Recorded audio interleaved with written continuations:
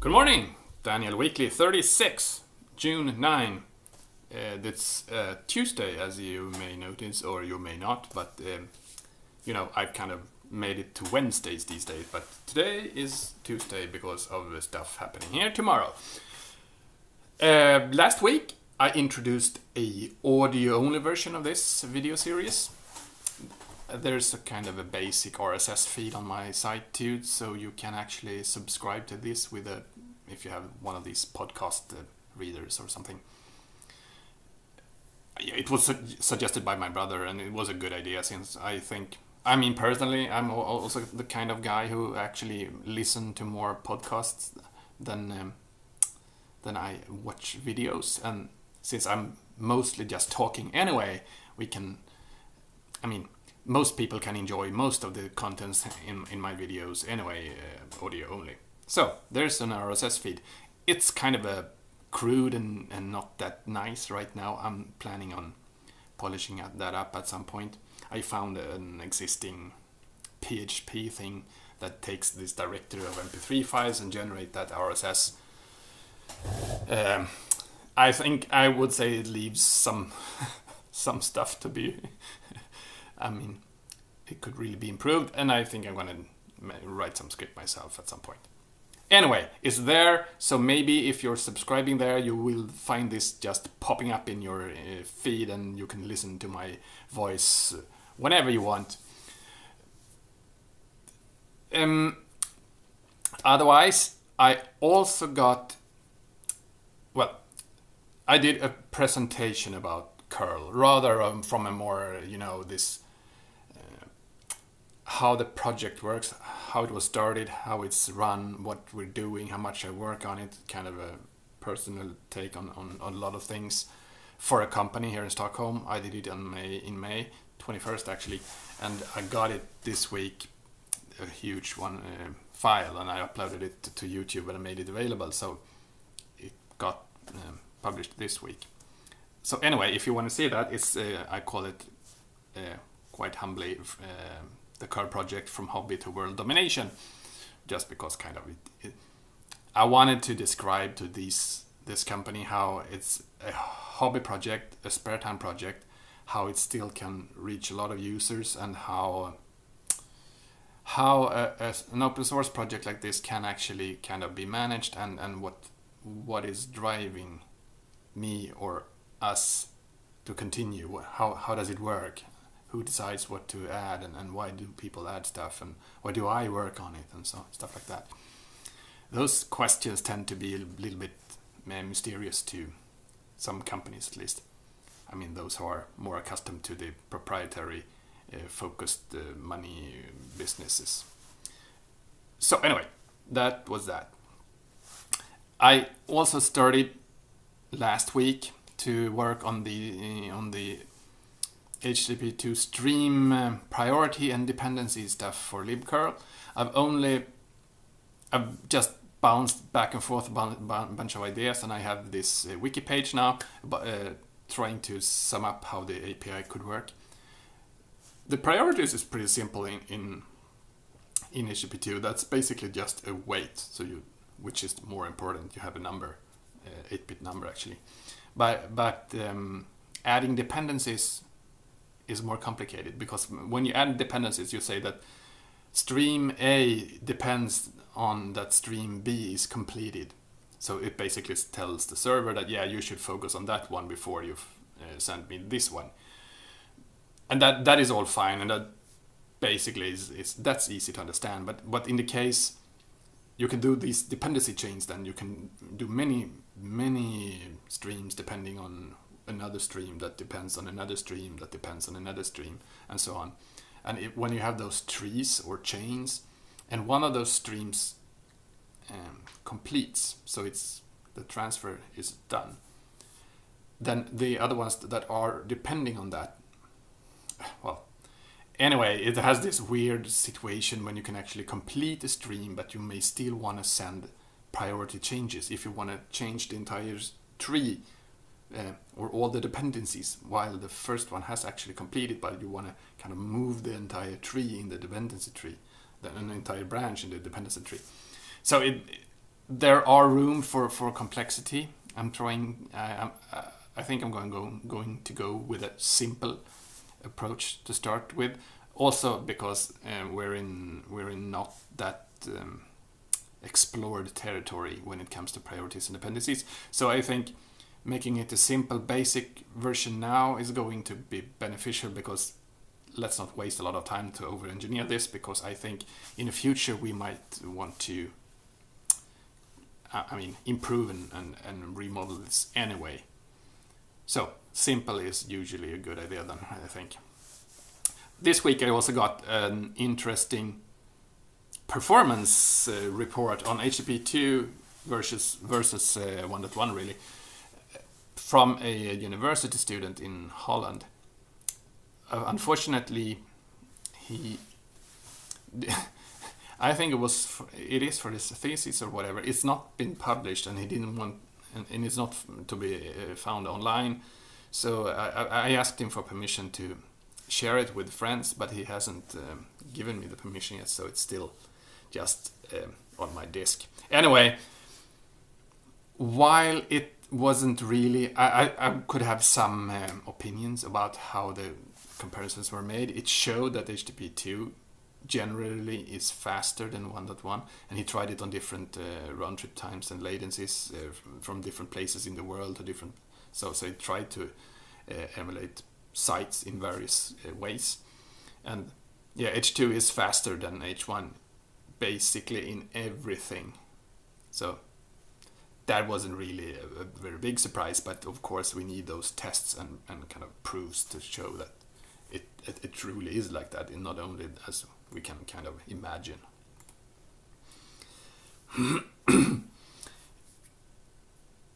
There's been, well, let's see here. In 8 days, Wednesday next week, I'm going to do the curl release 7.43.0. There are going to be a bunch of new features. I think I'm gonna spend some time perhaps in the next week's video to explain some of those features, maybe go into some level of detail. That could be fun just to sum it up, and it makes a good time to do it. But I think we're right now having 2 security fixes for that release too, and I wanted to mention a third, which isn't really curl's fault, or is it?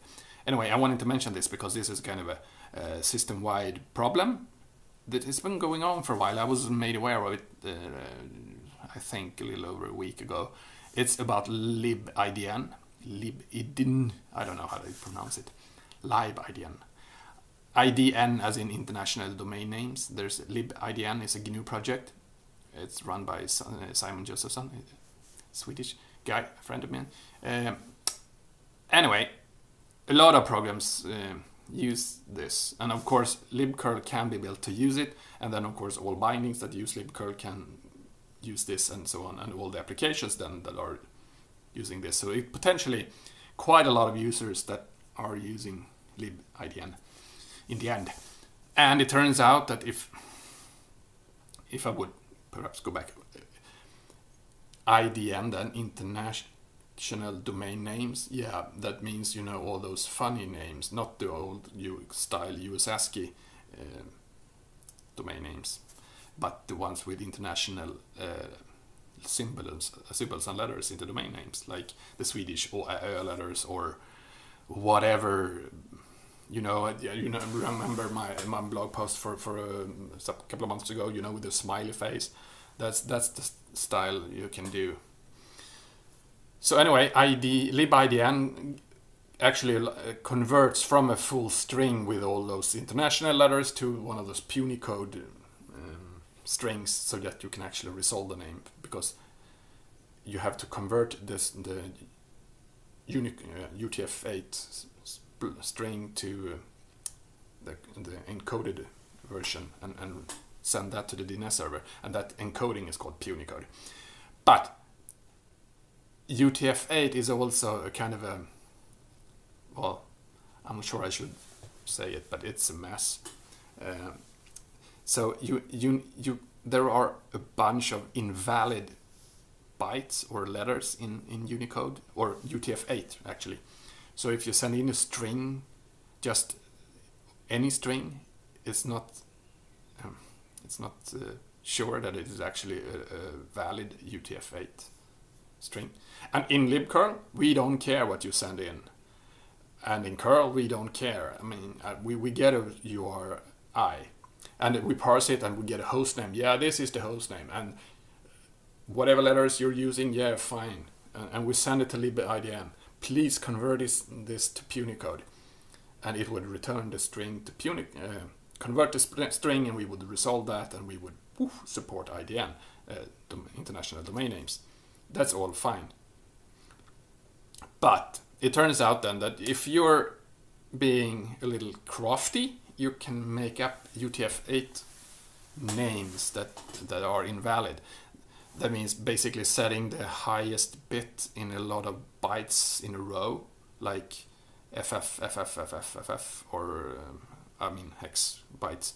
FC, I think was in there in this particular security problem. Yeah. So that's an invalid UTF-8. It is not a legal letter or symbol. So if you do that with libidn, it'll read outside its boundaries, and it'll crash and burn. And apparently this was reported a long time ago, well, months ago, in the libidn project, and there hasn't been a fix yet. And from what I've seen back in February or March, there were discussions that basically said that the API says that you're supposed to send in a valid stream of UTF-8 letters. So it's actually a violation. You shouldn't use the API this way. Maybe a fair point.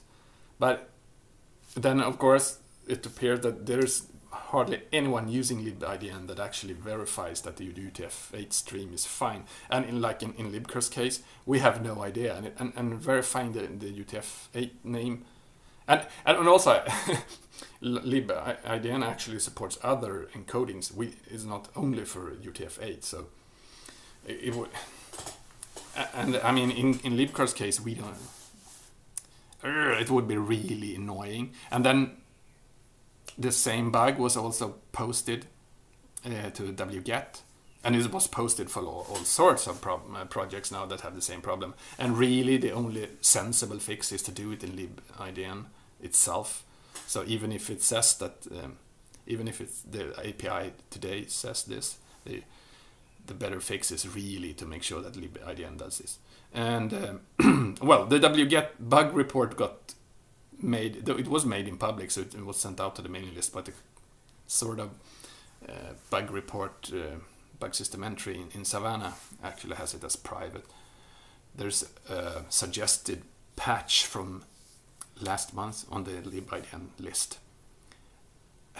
I also kind of seen it being discussed on the Debian security list, and I think Ubuntu security team is on it, so I think it's in a good state. I'm going to just monitor that because I don't think it's our problem. So I really don't want this fixed in libcurl because it's going to be a really ugly fix that is also going to be not perfect. I mean, it's the best. It makes most sense to do it in libidn. This week on Friday, I think I'm going to aim for it. I'm going to try to make a libssh2 1.6.0 release. We've done a bunch of fixes. We've added an API. Yeah, right. The last release had some problems and stupid bugs, so it makes sense to make another release. It wasn't that long time ago, but we don't really have a set release schedule or anything for that project, so let's do them on demand. And I'm really neglecting the project, but I'm can at least help out and do releases. There are some good performance fixes for SFTP also pending, so hopefully we'll get that merged before the release. We'll see.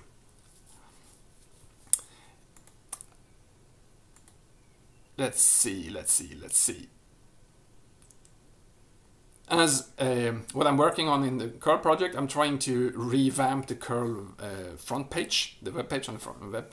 So I'm having a wiki, and I'm trying to discuss on the mailing lists how to make the front page better looking and more organized to be less frightening and less cramped with info and irrelevant things.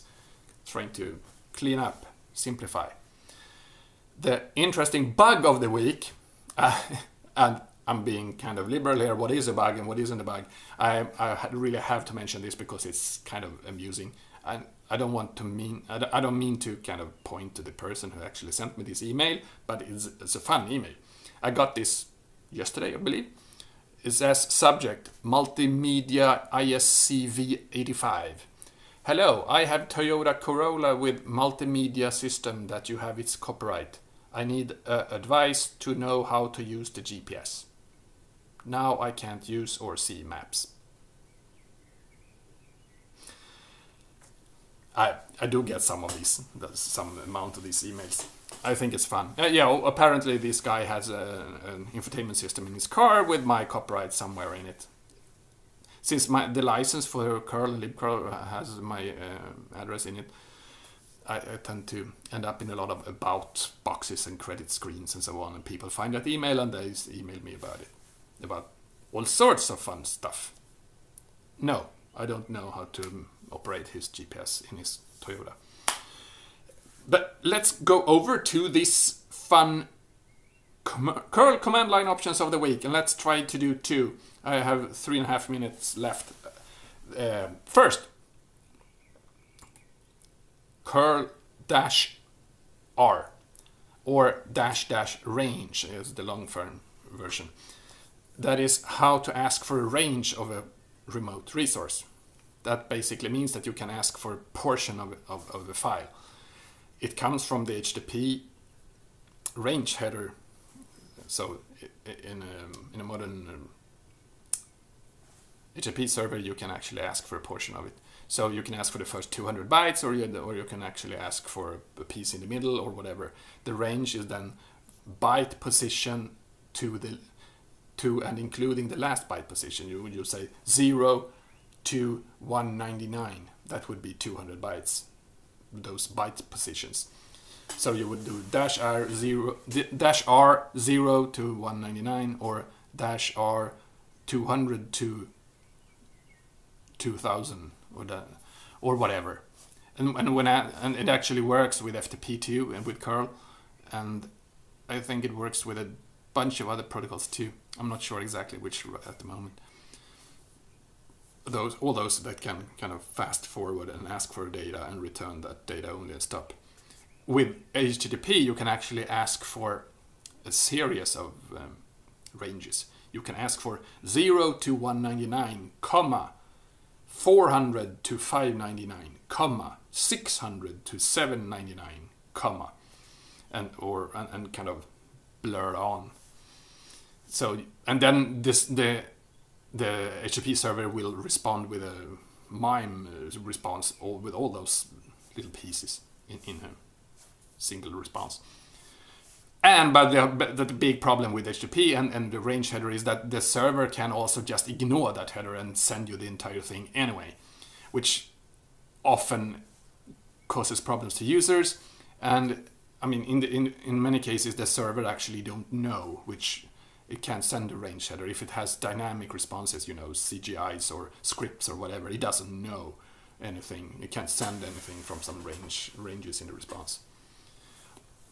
So I could also mention that these multiple range sequences that has caused some problems in the past. If you do a lot of those sequences and they have huge overlaps, that caused security problems in the past because you could kind of cause a denial of service attack in servers because they would be too busy sending a lot of data back for a very, very tiny response with silly range stuff.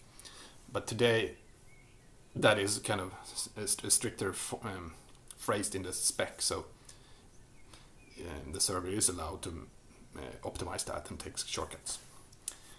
That's it for this week. I'm going to continue doing H2 stuff in curl this week as well. I see you again next week. Have fun!